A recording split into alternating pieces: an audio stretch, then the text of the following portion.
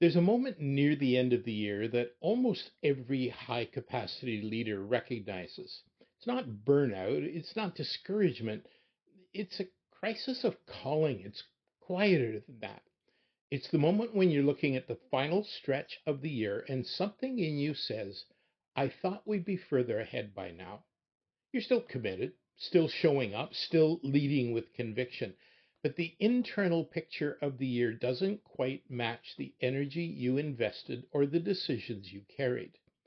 You look back at the projects, the meetings, the wins, the challenges, and you feel grateful for what God has done, yet you also sense that something's still unfinished. Something isn't as clear or connected as you expected it to be. Maybe you worked hard, sure you did, but it's difficult to see the strategic impact. Perhaps your team showed up faithfully, but there were moments where the focus drifted a bit. Maybe the organization moved forward, but not always in the same direction. Or maybe you carried so much responsibility this year that certain priorities stayed blurry simply because there wasn't enough time to see them clearly. Leaders often say things like, we got things done, but I'm not sure what actually moved the mission forward. Or this year was full, but it doesn't feel cohesive. Or we made progress, but I can't quite see the story of the year. Every seasoned leader knows that tension. You can work hard all year and still feel unsure about what the year truly produced. And the truth behind that feeling is simple. You can't finish strong if you can't see clearly. When the picture is blurry, you start asking quiet questions. Did we move the mission forward, or did we just stay busy? What mattered most this year and what was just noise? Where did we drift without noticing? What conversations or decisions stayed on hold longer than they should have? And what do I need to see now so I can step into the next season with confidence instead of uncertainty? These aren't signs of insecurity, they're signs of self awareness. They come from leaders who want to steward their influence with intention, not just activity. Leaders who care more about purpose than performance. Leaders who want impact and not just motion. If we haven't met, I'm Phil Routley, and this is the 1% Leader channel, where faith driven leaders build clarity, confidence, and alignment that lasts. Let me tell you a story that captures this moment perfectly. A few years ago, I worked with a leader named Sarah. She oversaw a large community organization with multiple programs and a mission she loved. On paper, her year looked great. Participation was strong, engagement was steady, initiatives got launched. The team was healthy and everything looked successful. But when we sat down near the end of the year, she said, Phil's, nothing's wrong, but something just doesn't feel right. It feels like I've been moving forward, but we're not always aiming in the same direction, and I can't fully tell you where things drifted. That's a familiar moment for leaders. It's not failure or collapse, it's just small misalignments that accumulate quietly across the year. A project that stayed in motion but stopped serving the mission. A set of priorities that shifted without a clear reset. A decision pushed forward week after week because something about it didn't feel right. Or a team that worked hard but didn't always have the same picture in mind. When leaders carry that kind of complexity for too long, the year starts to feel gray rather than clear. Psalm 90, verse 12 says, teach us to number our days so that we may gain a heart of wisdom. This isn't about counting days, it's about understanding seasons. It's about stepping back long enough to see what the year has really produced. It's about regaining perspective that gets lost in the constant pace of leadership. When Sarah and I walked through her year, she realized something important. Her frustration didn't come from a lack of progress, it was from a lack of clarity. She'd been moving so consistently for so long that she hadn't paused to see what the year had actually created. It wasn't effort that she needed, it was perspective. And once she gained it, everything shifted. The weight lifted, her focus sharpened. She finished the year with peace and confidence rather than confusion. Leaders don't finish strong by trying harder, they finish strong by seeing again. That's what I want you to help you to do today.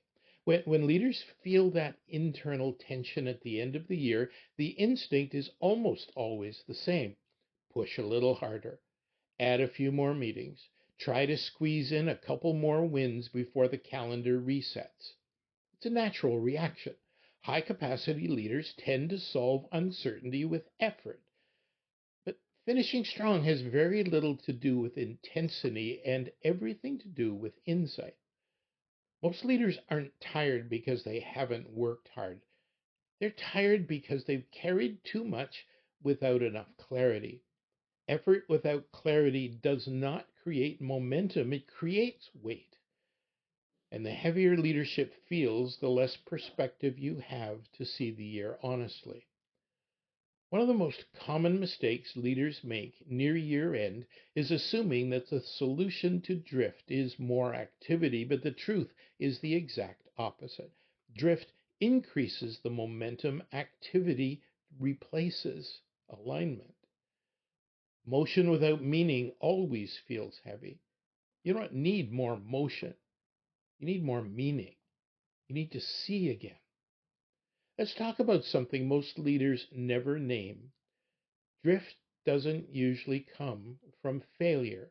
Drift comes from distraction, from competing priorities, shifting expectations, unspoken questions, and layers of responsibility that slowly pull your attention in multiple directions. That drift shows up in three quiet ways. The first is emotional drift. This is the subtle disconnect from the why behind your mission. It's not that you stop caring, it's that the weight of leadership can dull your internal fire. You're still committed, but not always connected. You're still invested, but the emotional clarity you had at the beginning of the year gets covered by the noise of everything you've carried. The second is relational drift. Teams don't lose unity in dramatic moments. They lose it in small, unspoken misunderstandings. A conversation that never happened. A decision that wasn't communicated clearly enough. A shift in expectations that wasn't re anchored with the group. None of these things are dramatic, but over the course of a year, they create misalignment that leaders can feel even if they can't fully articulate it. The third is strategic drift. Every leader faces it. You start the year with clear direction, but demands change, conditions shift, opportunities appear, and before you know it, you're pursuing things that weren't part of the original story. Again, not because you failed, but because leadership environments are dynamic. Strategy needs room to breathe, but it also needs clarity to stay centered. Here's what's important: none of these forms of drift show up in your calendar. They show up in your spirit. They show up in the way decisions feel heavier than they should. They show up in the way the team's effort doesn't always feel aligned. They show up in the way the organization makes progress, but not always in the same direction. And by the end of the year, they create that subtle sense that something's been slightly out of sync. Isaiah 30, verse 21 says, "You'll hear a voice behind you saying, 'This is the way, walk in it.'" What I love about that verse is that it reminds us God doesn't guide us through hurry, He guides us through direction, through perspective, through stillness. Pressure blurs direction, restored clarity reveals it again. Leaders finish strong when they create space to see what God has been doing, not just what they've been doing. They finish strong when they slow down long enough to let the year come into focus. They finish strong when they look at the year through the lens of purpose, not just performance. This is where the idea of strategic seeing becomes important. Strategic seeing is the leadership discipline of stepping back far enough that the pieces of the year begin to make sense again. It's the practice of looking at your decisions, your team, your impact, and your patterns with fresh eyes. It's discovering the story that the year was actually telling instead of the story you had assumed that it was telling. When you practice strategic seeing, you start to notice that things that really mattered, the shifts that happened, the breakthroughs that took root quietly, the habits that shaped your leadership, the places where God strengthened you, the places where you grew, the conversations that changed the direction of the year, even if the results haven't fully shown up yet. It's amazing how much progress is hidden inside seasons that felt messy or confusing. But to see any of that, you need clarity. And clarity doesn't come from speed, it comes from slowing down long enough for your vision to adjust. Think about it this way: nobody regains focus while running. You regain focus when you pause. And most leaders never pause long enough at the end of the year to let the deeper story of the year come into view. You can't improve what you can't see, and you can't see what you won't stop to examine. Why so many leaders work incredibly hard, yet enter the year carrying the same unresolved questions. They stepped into a new year with the previous year still blurry. The strongest leaders aren't the ones who rush into January with a long list of goals. They're the ones who end the year with a clear understanding of what God did, what drifted, and what matters most moving forward. That's the kind of clarity I want for you. When leaders reach the end of the year and feel that subtle pull toward clarity, they usually wonder, where do I start? Can feel overwhelming to sort through months of decisions, meetings, projects, team dynamics, and personal expectations. But finishing strong doesn't require a full rebuild, it requires a refocused reset. The leaders who finish strongest do something very simple: they create space to see with accuracy instead of assumption. And they do it through a few practices that allow the deeper story of the year to come into view. The first practice is what I call the leadership inventory. This isn't a long task review or a performance assessment. It's a slower, more thoughtful look at what actually created impact and what didn't. It's sitting down with a notebook and asking, what matters most this year, and where did we invest energy that didn't produce strategic value? You'd be surprised how often leaders discover that 10% of their effort created 90% of their momentum. When you name that, you gain clarity that carries forward. The second practice is the clarity reset. This is where you ask one defining question: what is the single outcome God is calling us to pursue in the next 90 days? Not 12 goals, not a long list, just the one outcome that will move the mission forward meaningfully. When you identify that outcome, everything else becomes clearer. Decisions become simpler, priorities become more obvious, and the pressure to do everything fades because you've named what matters most. The clarity reset is powerful because it reconnects you with purpose. It shifts your focus from what's urgent to what essential. It brings peace, not pressure, and it anchors your leadership in direction instead of activity. The third practice is the drift audit. This isn't about looking for mistakes, it's about looking for patterns. Drift doesn't usually come from big failures, it comes from small shifts in mission, communication, or expectations that slowly accumulate. The drift audit helps you identify where clarity faded so you can restore it intentionally. We can look at your mission and ask, where did we get slightly off center? You can look at your communication rhythms and ask, where did things get fuzzy or inconsistent? You can look at how decisions were made and ask, where did we delay something because we didn't have enough clarity to move forward? And you can look at the team's flow and ask, where did we lose a shared picture of success? Psalm 37, verse 23 says, the steps of a good man are established by the Lord. I love that word steps. God guides through steps, not sprints. He guides through order, not chaos. And when you finish the year by identifying the next step, instead of trying to rewrite the whole story, you lead with peace instead of pressure. One of the most important things I've learned in 55 plus years of leadership is this: leaders don't drift because of lack of effort. They drift because they lose perspective. And no leader sees their own patterns clearly. We're all too close to our own work, our own decisions, and our own expectations to see with total objectivity. That's why clarity tools matter. They give leaders a mirror.